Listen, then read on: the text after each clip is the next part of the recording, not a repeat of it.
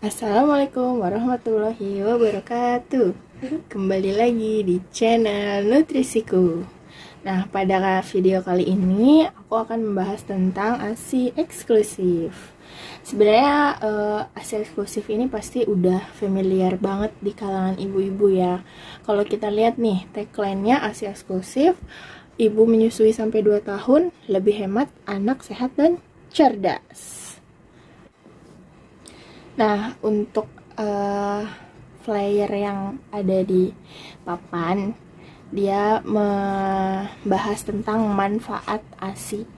Nah, manfaat ASI itu ada untuk bayi, ada untuk ibu. Sebenarnya manfaat ASI selain untuk bayi dan untuk ibu, ada juga untuk keluarga. Nah, kita bahas dulu nih yang manfaat ASI untuk bayi. Yang pertama itu yaitu sumber makanan terbaik sampai usia 6 bulan. Kenapa? Ya karena memang air susu ibu diciptakan untuk bayi manusia, sehingga makanan yang paling baik adalah makanan yang memang berasal dari ibunya sendiri. Dan selain ASI juga bayi diperbolehkan untuk minum obat ketika habis imunisasi atau ada sakit. Jadi selain obat dan ASI, tidak diperbolehkan bayi mengkonsumsi apapun sebelum usia 6 bulan. Baik itu air putih, madu, apalagi pisang, dan apalagi pepaya, atau tiba-tiba disuapin nasi, itu juga nggak boleh. Jadi harus betul-betul hanya ASI saja sampai usia 6 bulan. Dan dilanjutkan nanti sampai 2 tahun berikut dengan MPASI-nya. Kemudian yang kedua, bayi tidak mudah sakit. Nah, kenapa? Karena di dalam ASI ini terdapat zat-zat yang mengandung kekebalan tubuh si ibu. Jadi, si zat aktif ini melindungi bayi dari berbagai macam virus atau bakteri, dan tentunya zat antibodi ini tidak ada dalam susu formula. Kemudian, yang ketiga, meningkatkan kasih sayang ibu dan bayi. Kenapa? Ya karena ketika bayi disusui langsung oleh ibunya, dia merasakan langsung sentuhan kulit dari ibunya. Jadi dia juga merasakan kasih sayang dari ibunya. Nah, kemudian yang keempat, menunjang tumbuh kembang yang optimal. Karena ASI memang diciptakan khusus untuk bayi. Jadi, semua kandungan yang ada di dalam ASI betul-betul apa yang dibutuhkan oleh bayi, sehingga bisa menunjang tumbuh kembang yang optimal. Nah, kemudian kita beralih ke manfaat ASI untuk ibu. Yang pertama, mengurangi resiko kanker payudara. Nah, kalau ini sudah jelas ya, karena si payudara ini terus-terusan akan memproduksi ASI. Ketika ibu menggunakan susu formula dan tidak menyusui bayinya, otomatis si gumpalan-gumpalan ASI ini akan tertahan di dalam payudara. Nah, itu akan menjadi resiko terjadinya kanker payudara.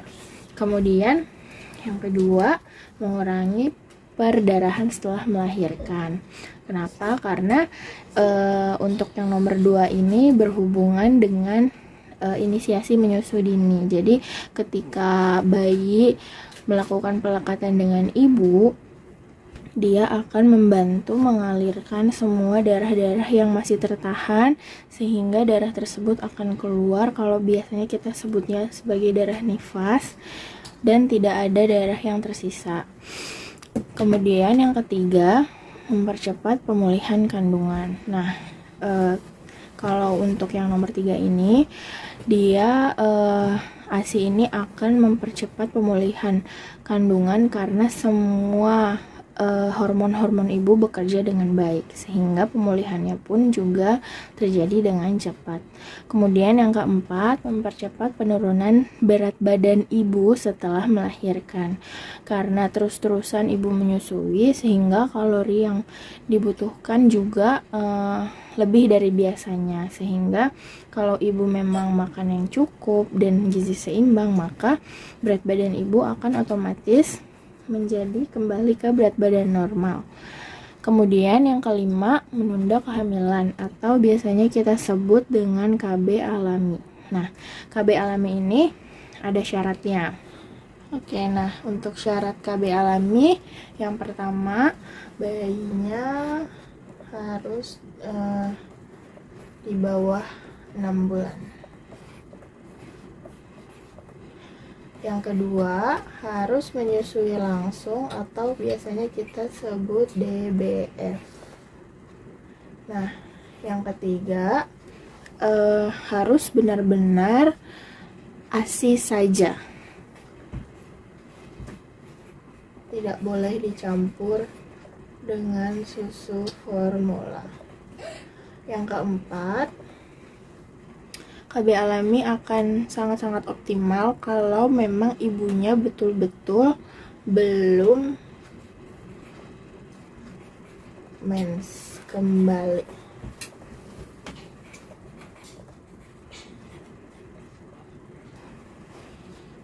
Nah, jadi syarat ketika kita melakukan ASI eksklusif dan bisa menjadi KB alami harus dipenuhi 4.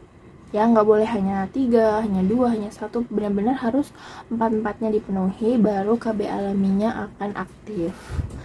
Jadi hanya berlaku selama 6 bulan aja, dan ibunya harus menyusui langsung, hanya ASI saja, tidak dicampur, dan ibunya memang betul-betul belum mengalami menstruasi. Kalau salah satu saja tidak dipenuhi, maka KB alaminya tidak akan berhasil. Dan kalau anaknya sudah di atas usia 6 bulan juga KB alaminya juga tidak akan berfungsi lagi, seperti itu.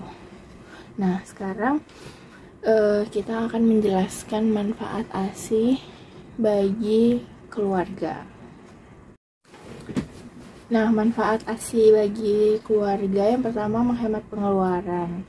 Kenapa ya? Karena tidak usah membeli susu formula. Karena biasanya rata-rata bayi itu menghabiskan 500-1 juta dalam sebulan hanya untuk membeli susu formula. Kemudian yang kedua, sebenarnya masih masuk menghemat pengeluaran ya, karena tidak membeli peralatan DOT dan lain-lain. Selain DOT juga kan harus beli steril alatnya, terus masak airnya, masak air panas terus nih buat bikin susu formulanya, berarti kan bisa hemat gas juga. Kemudian yang ketiga itu bonding. Nah, kalau tadi kan udah ada ya, meningkatkan kasih sayang ibu dan bayi. Nah, kalau di sini maksudnya bonding adalah kalau untuk menyusui itu sebetulnya ayah juga turut berperan dalam melakukan bonding nih kepada si anak. Jadi si ayah melakukan dukungan kepada ibu untuk menyusui, sehingga bonding dalam keluarga itu lebih kuat lagi. Sedangkan kalau misalnya anak menggunakan susu formula, jadi terkesan ya udah siapapun kan bisa membuat susu formula. Sedangkan kalau ASI kan hanya berasal dari ibunya, seperti itu.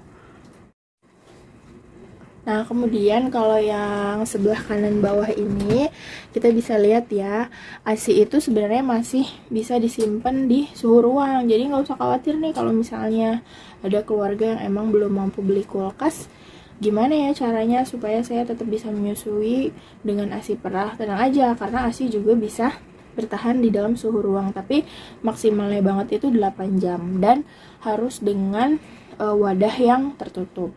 Nah, kalau misalnya saya udah punya kulkas nih, gimana kalau misalnya disimpan di lemari es, itu bisa lebih awet lagi. Tapi kalau misalnya nggak mau dibekuin, di chiller yang bawah atau kulkas yang bagian bawah itu dia bisa 2-3 hari. Nah, kalau misalnya ibunya kerja nih, otomatis kan harus dibekuin ya, karena setiap hari pasti pumping.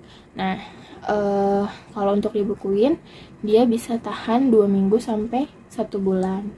Kemudian manfaat ASI eksklusif juga itu dibandingkan dengan susu formula, seperti yang tadi udah saya jelaskan ya, dia mengandung antibodi yang di semua susu formula itu belum ada perusahaan yang berhasil istilahnya menambahkan zat antibodi tersebut ke dalam susu formula. Jadi sampai saat ini tidak ada perusahaan susu formula yang berhasil menambahkan zat yang serupa dengan antibodi yang ada di ASI. Nah, itu juga salah satu manfaat ASI eksklusif. Nah, kemudian kalau yang kita lihat nih, klaim yang atas ini ya, kalau lebih hemat tadi sudah dijelaskan. Nah, anak sehat dan cerdas. Kalau untuk yang anak sehat sudah pasti ya yang tadi tentang imunitas. Kemudian yang cerdas nih, ada penelitian yang membuktikan bahwa IQ anak yang mendapatkan ASI eksklusif sampai dengan 2 tahun dibandingkan dengan anak yang meminum susu formula itu IQ-nya angkanya atau poinnya itu lebih 5-10 poin dibandingkan dengan anak yang mendapatkan susu formula. Nah, di sini sebelum penutup ya, ada satu hal lagi yang penting banget disampaikan, bahwa kalau ibu ingin memutuskan untuk memakai susu formula itu sebenarnya ada tahapannya. Jadi nggak habis lahiran, oh saya nggak bisa nyusuin, ya udah deh langsung support, itu nggak seperti itu ya. Jadi ibu loncat tuh namanya dari nomor 1 ke nomor 4. Nah, tahapannya itu yang pertama direct breastfeeding atau menyusui langsung.